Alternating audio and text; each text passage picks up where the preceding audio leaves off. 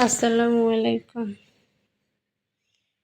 কিতা এডি দেই তো ভাবছেন যে এডি কিতা ইমে মানে হাগল টাগল হয়ে গেছে। না চাইতেন কিতা বানাই এডি বানাই হয়েছে ভিনেগার।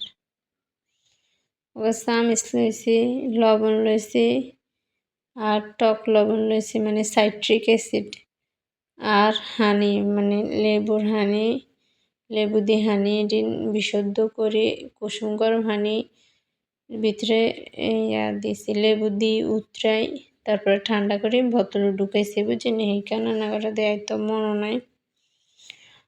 এক চামচ নুন মানে 1 চামচ লবণ দিছি। এখানে তো 3 চামচ সাইট্রিক অ্যাসিড মানে টক লবণ।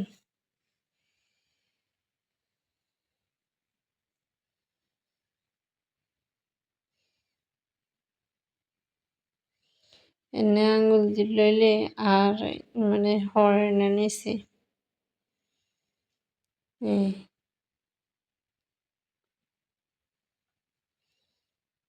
আর ওই গেছে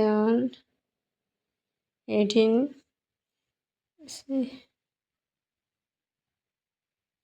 ভিনেগার লাড়াচাড়া দিই চুপচাপ ধরে রেখা অনানারা যে কোনো কিছুর ভিতরে এটা দিতে নারেন।